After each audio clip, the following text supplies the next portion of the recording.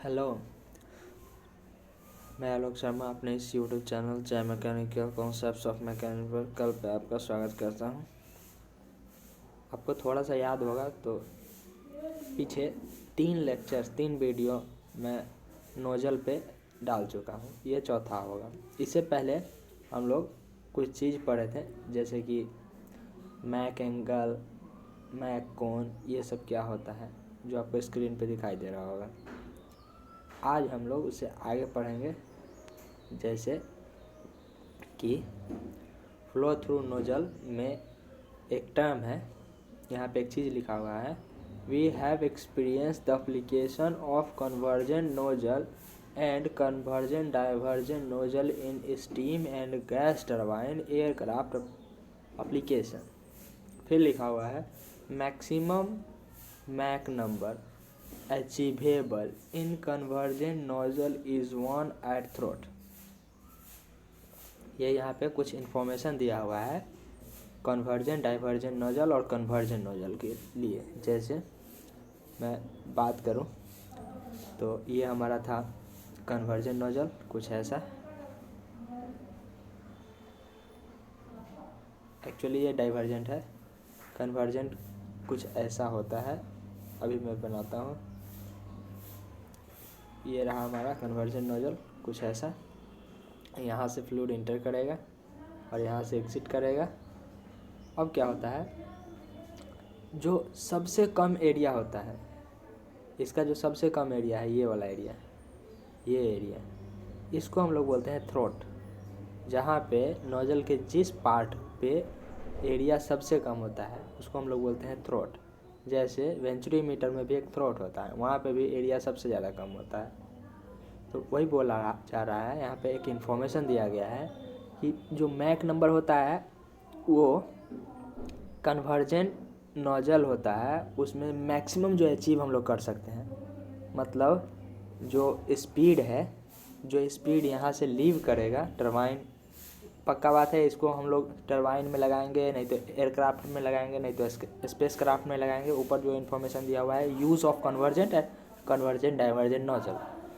लेकिन मैं बात कर रहा हूँ कि जो मैक्सिमम अचीवेबल मैक नंबर है वो थ्रोट पे ही है। ये जैसे कि यहाँ पे ऐसे और ऐसे हमारा कन्वर्जन नोजल है और कन्वर्जन नोजल का यहाँ पे ये थ्रोट है। इस थ्रोट पे जो मैक्सिमम मैक नंबर हम लोग अचीव कर सकते हैं वो 1 है, 1 से ज़्यादा अचीव नहीं कर सकते हैं। वही ये यहाँ पे दिया गया है। 1 से ज़्यादा अचीव क्यों नहीं कर सकते हैं, क्या 1 से ज़्यादा अचीव करना पॉसिबल है कि नहीं है, 1 से कम ही रह जाता है, एक आइडियल है कि 1 से कम भी होता है, कि हमेशा 1 ही हम लोग अचीव करते हैं कहाँ, थ्रोट पे। तो ये सारा का आंसर हम लोग जैसे जैसे नीचे मूव करते जाएंगे वैसे वैसे हम लोग को समझ में आते जाएगा। अभी फ़िलहाल इसके लिए इतना ही। इस इन्फॉर्मेशन को माइंड में रखिए, याद करके। अभी हम लोग नीचे जैसे जैसे बढ़ेंगे वैसे वैसे हम लोग को समझते आते चले जाएगा। ठीक है, ठीक है, आई होप ठीक हो। अब हम लोग बढ़ते हैं थोड़ा सा आगे,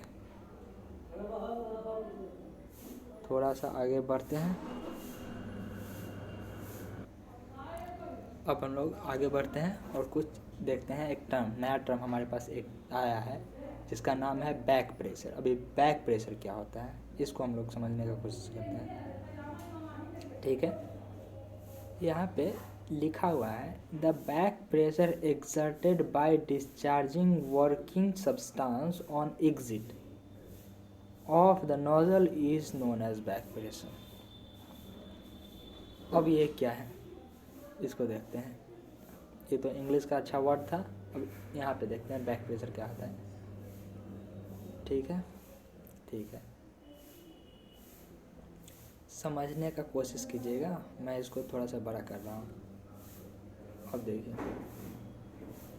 हमारे पास एक ऐसा नोजल है, ये कौन सा टाइप का नोजल है, कन्वर्जन नोजल है। ठीक है, ठीक है, कन्वर्जन नोजल में इधर से फ्लूइड इंटर करेगा, ये इसका थ्रोट है। थ्रोट मतलब minimum cross sectional area.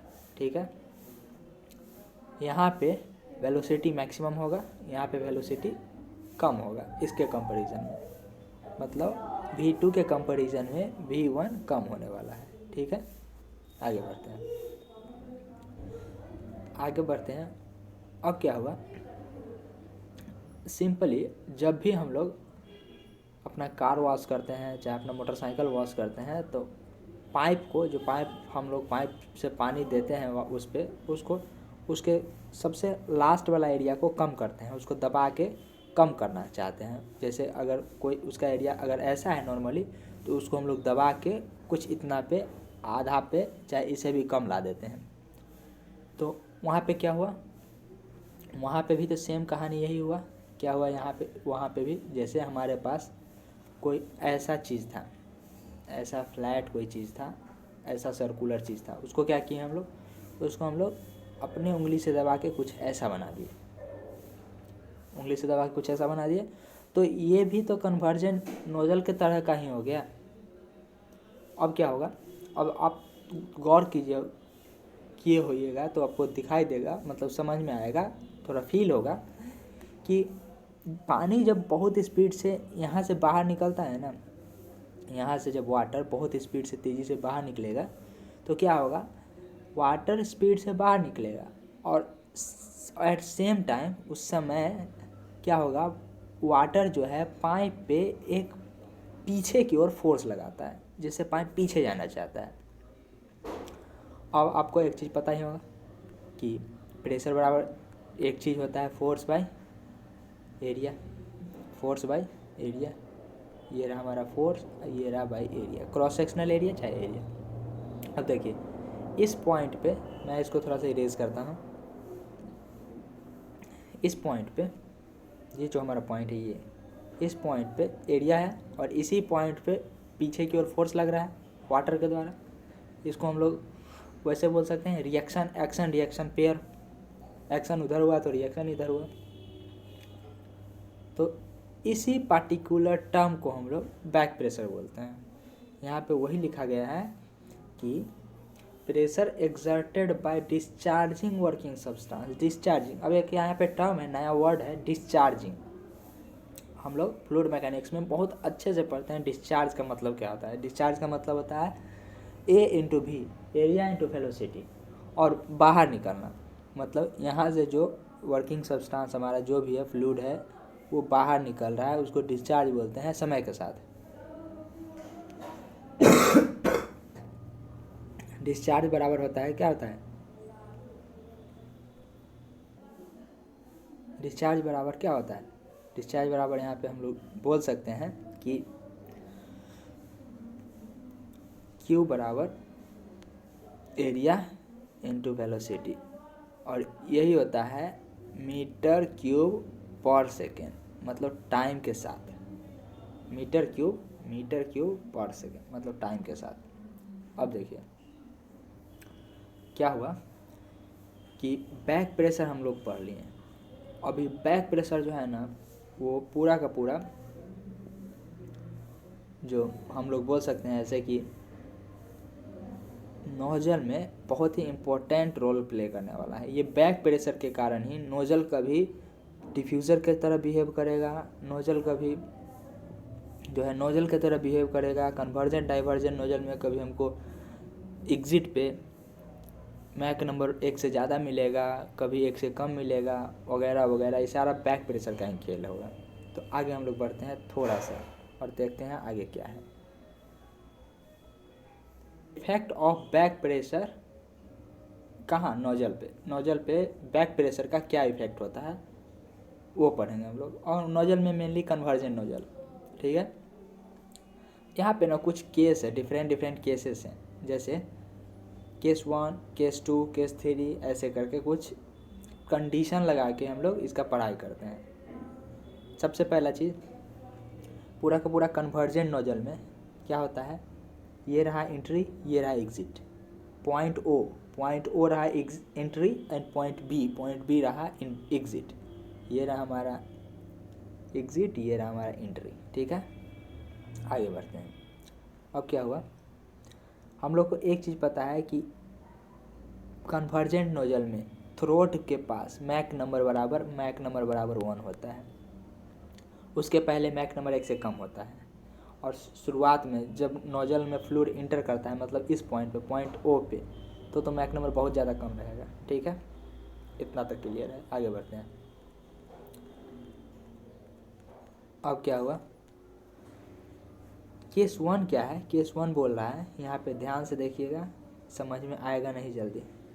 Case 1 क्या बोल रहा है, केस 1 बोल रहा है when P B is equals to P naught, मतलब पी बी मतलब बैक प्रेशर, यहाँ पी बी का मतलब है बैक प्रेशर, जो हम लोग पीछे पढ़े हैं, और यहाँ बैक प्रेशर का ही इफेक्ट देख रहे हैं। जो हम लोग इफेक्ट देखेंगे वो बैक प्रेशर का ही इफेक्ट देखेंगे। यहाँ पे पहले मैं क्लियर कर चुका हूँ आपको, क्योंकि ये टॉपिक का नाम ही है बैक प्रेशर का क्या इफेक्ट होता है। ठीक है, आगे बढ़ते हैं। ये सारा चीज़ को पहले मिटाते हैं, आगे बढ़ते हैं। आगे देखिए, समझने का कोशिश कीजिएगा, ध्यान से सुनिए। सोचिए, जितना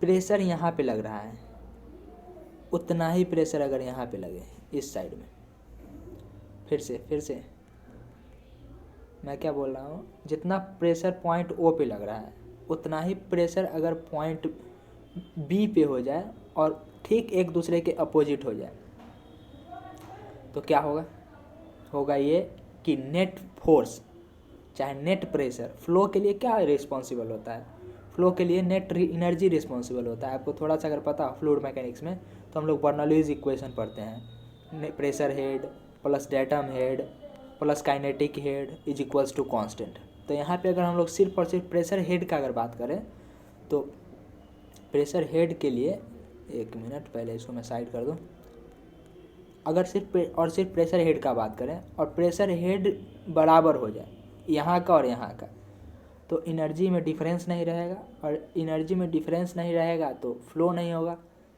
फ्लो जो होता है higher energy to lower energy होता है, ये बात आपको पता होगा।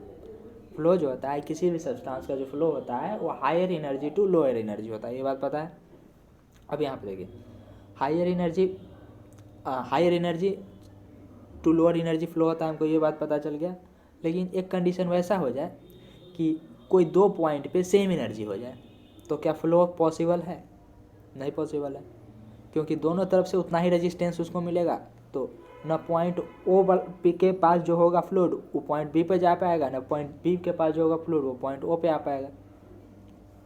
तो इस कंडीशन को हम लोग नाम दिए no flow condition through nozzle. मतलब अगर बैक प्रेशर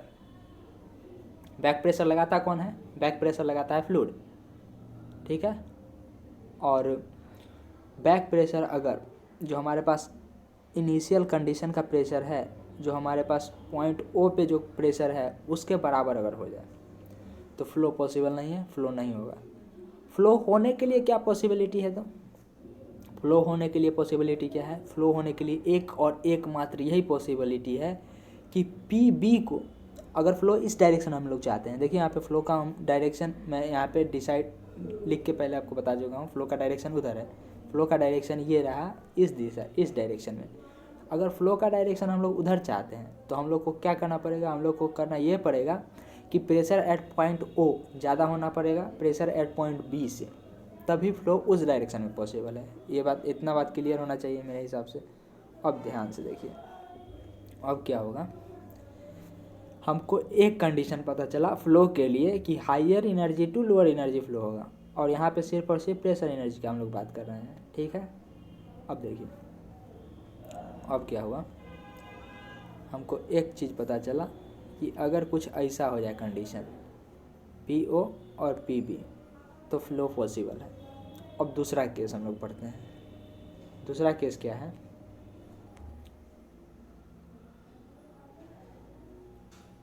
ध्यान से देखिए, अभी हम लोग इसके ग्राफ को भी देखेंगे, कैसे कैसे इसका ग्राफ भी बना है। अभी देखिए केस 2 क्या है। केस 2 ये है कि अभी अभी जो हम लोग डिसाइड सोचे हैं वही केस 2 है। वेन, ये रहा केस 2, दिख रहा होगा आपको मेरे हिसाब से, ये रहा। वेन पी बी छोटा हो जाए पी ओ से, तो यहाँ पे एक लाइन लिखा हुआ है सब सोनिक फ्लो स्टार्ट। फ्लो तो होगा लेकिन सब सोनिक होगा, मतलब मैक नंबर 1 से कम होगा जब ऐसा हो जाए। अब ध्यान से समझिए, हमारे पास एक ग्राफ है, मैं एक ग्राफ बनाया हूँ, यहाँ पे एक ग्राफ मैं प्लॉट किया हूँ, तैयार किया हूँ। इसमें ध्यान से समझने की कोशिश कीजिए।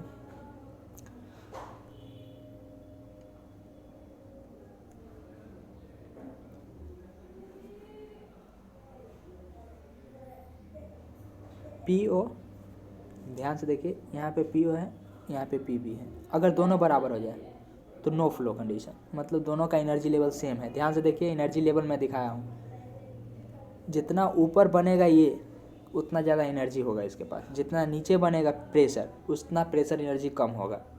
एट दैट पॉइंट करने का मतलब ये पॉइंट O का लाइन है और ये पॉइंट B का लाइन है, ठीक है। अब देखिए, PO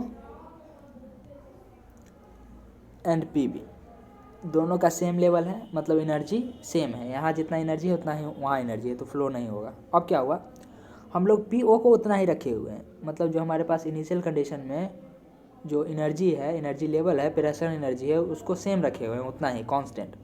और PB को थोड़ा सा कम कर दिए हैं।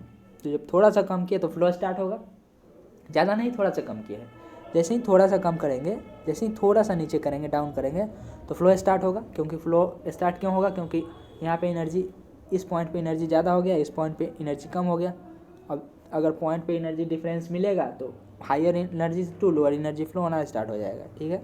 अब क्या हुआ, हमको चाहिए था मैक्सिमम फ्लो रेट, मतलब हमको चाहिए था सबसे ज़्यादा मैक्सिमम, कब कितना हम लोग ज़्यादा स्पीड से, मतलब वेलोसिटी पॉइंट इस पॉइंट पे अचीव कर सकते हैं। मतलब पॉइंट O पे, पॉइंट B जो हमारे पास है, ये पॉइंट, ये इस पॉइंट पे मैक्सिमम वेलोसिटी हम लोग कितना अचीव कर सकते हैं, हमको वो मैक्सिमम वेलोसिटी चाहिए।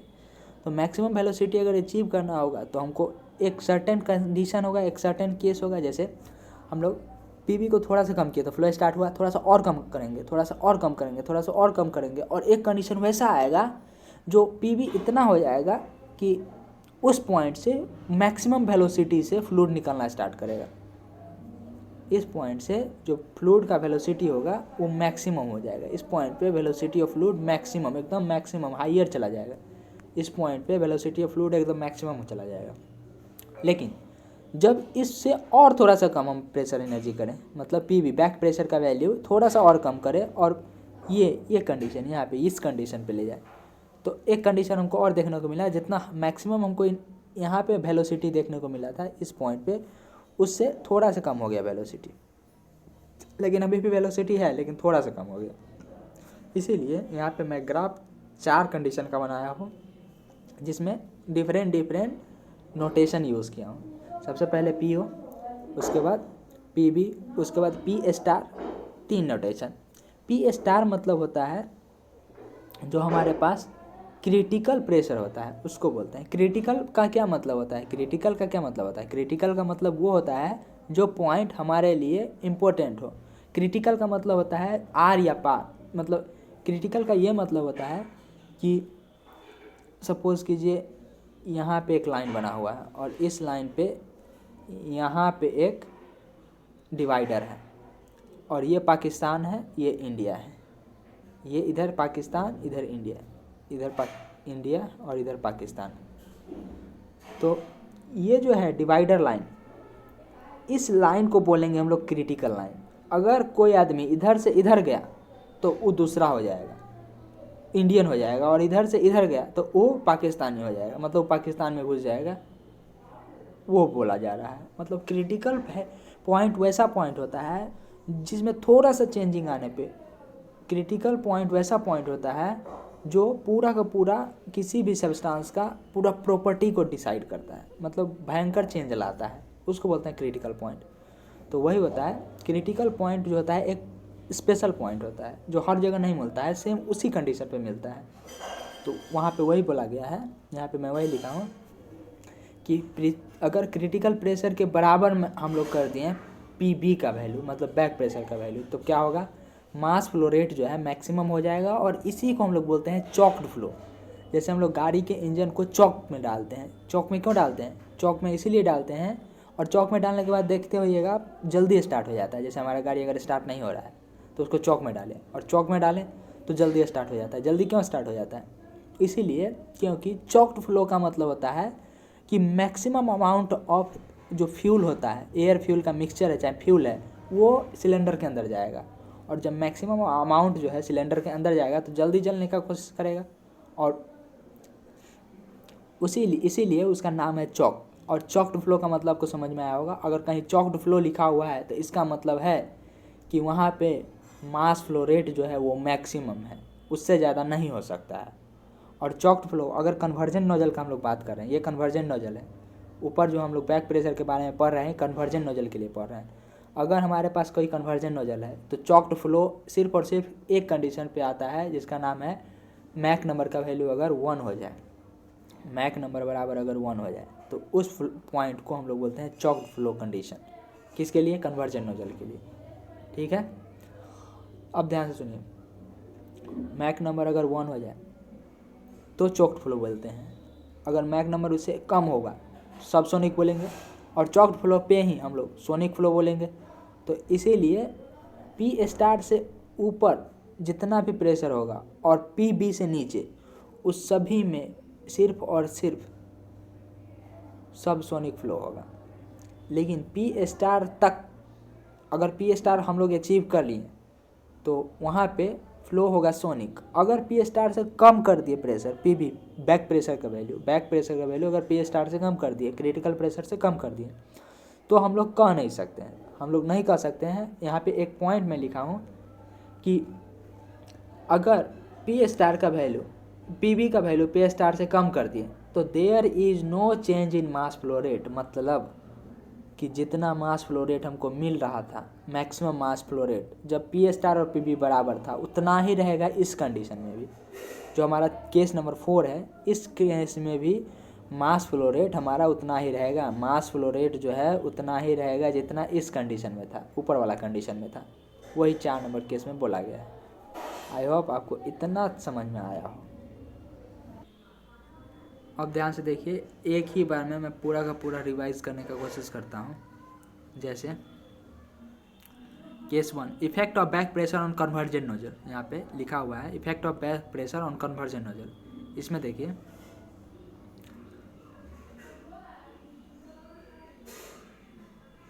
केस 2, केस 3, केस 4, 4 केस है, और 4 केस का सब सीक्वेंस जो होगा वो भी लिखा हुआ है। सबसे पहले अगर बैक प्रेशर पी ओ के बराबर हो गया तो फ्लो नहीं होगा। ग्राफ देख लीजिए, ग्राफ स्ट्रेट लाइन होगा। स्ट्रेट लाइन इसीलिए होगा क्योंकि दोनों का एनर्जी लेवल सेम है। फिर क्या हुआ, अगर बैक प्रेशर पी ओ से थोड़ा सा कम हुआ तो फ्लो स्टार्ट हो जाएगा।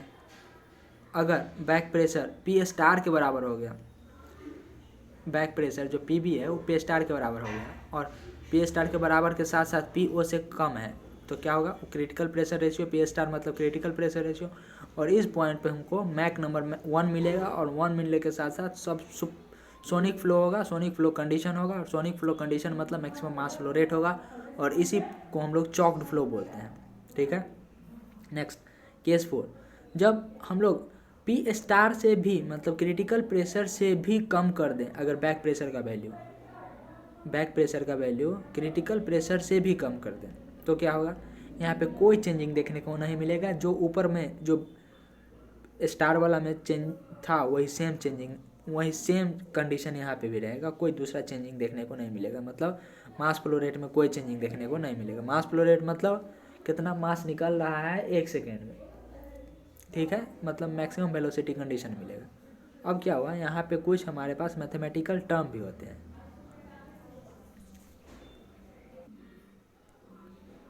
कुछ मैथमेटिकल टर्म भी है। जैसे मैथमेटिकल टर्म में क्या है, एक पॉइंट लिखा हुआ है यहाँ पे, the mass flow rate under steady state. Steady state के अंदर अगर मास फ्लो रेट हम लोग को पता करना है तो हम लोग के पास एक फार्मूला होता है। वो फार्मूला ये है, यहाँ पे दिख रहा होगा आपको ये फार्मूला। एक मिनट,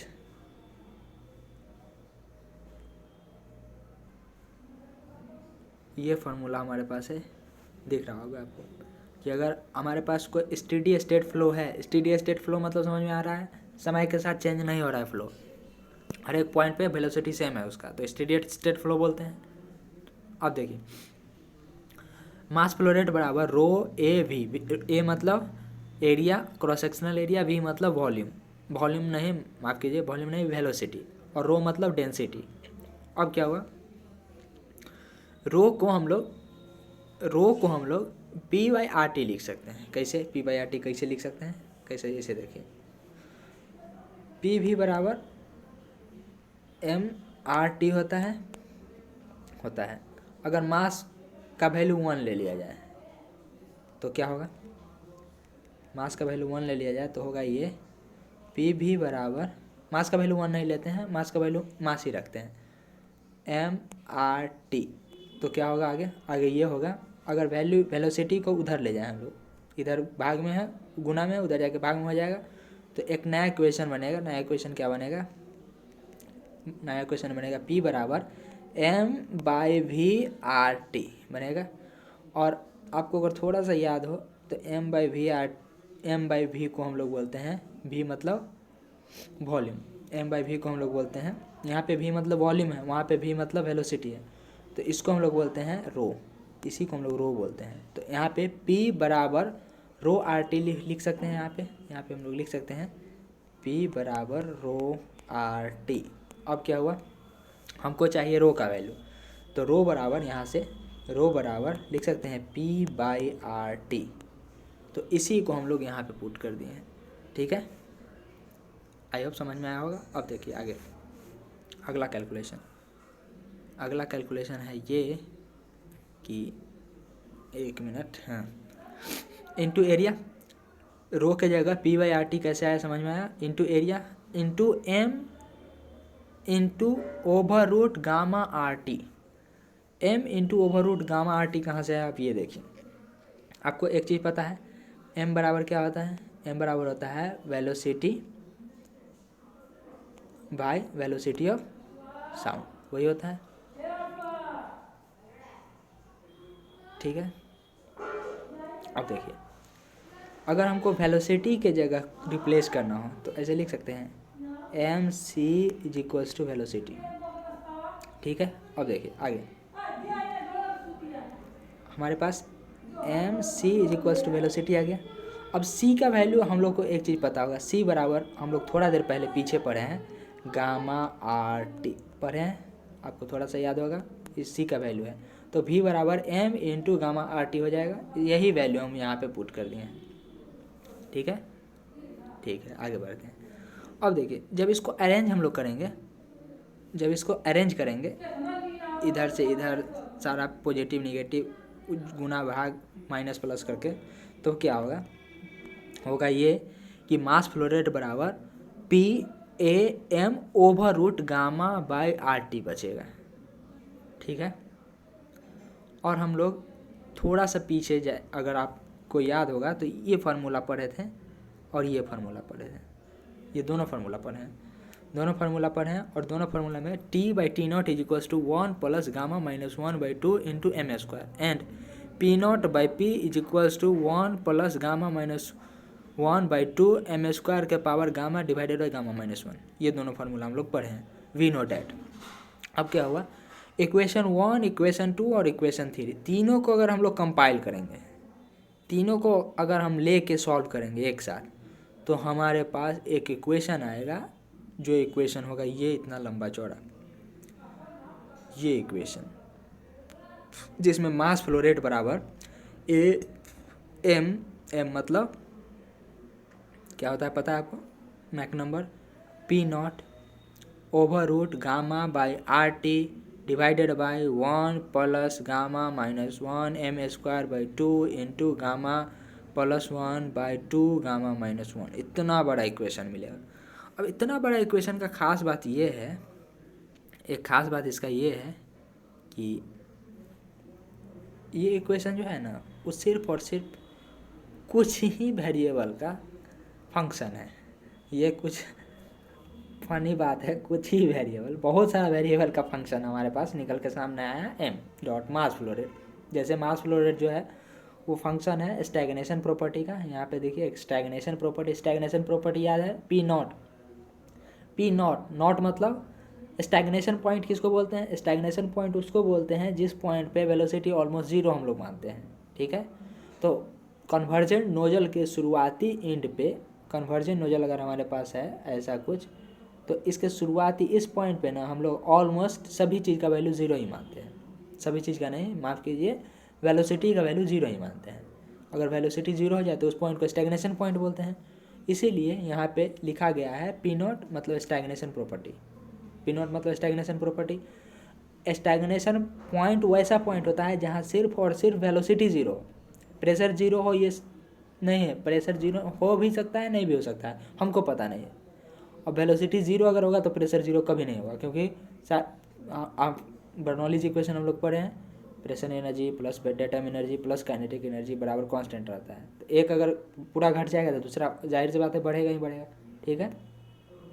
तो यहाँ पे हमारे पास एक स्टैग्नेशन प्रॉपर्टी का मास फ्लो रेट जो है, स्टैग्नेशन प्रॉपर्टी का फंक्शन, मैक नंबर का फंक्शन, एरिया का फंक्शन और फ्लूइड प्रॉपर्टी गामा का फंक्शन। देखिए यहाँ पे गामा भी है, आर तो कांस्टेंट है लेकिन गामा तो वेरिएबल है। फ्लूइड टू फ्लूइड गामा भी बढ़ता है, आर भी बढ़ता है। लेकिन अगर हम, अच्छा ठीक है, यहाँ पे गामा आर भी लिख सकते हैं हम लोग, कोई दिक्कत नहीं है। मतलब बहुत सारा प्रॉपर चीज़ का ये फंक्शन जो है वेरिएबल है। मास फ्लो रेट जो है बहुत सारा फंक्शन का वेरिएबल, बहुत सारा फंक्शन का वेरिएबल है। मतलब स्टैग्नेशन प्रॉपर्टी हो गया, मास फ्लो रेट हो गया, मास मैक नंबर हो गया, एरिया हो गया, अब फ्लूइड प्रॉपर्टी हो गया जैसे आर हो गया, जैसे गामा हो गया। फ्लूइड प्रॉपर्टी में आर भी आएगा, गामा भी आएगा, नो डाउट। तो अब आज के लिए इतना ही। अब हम लोग अगले लेक्चर में इससे आगे कंटिन्यू करेंगे। धन्यवाद।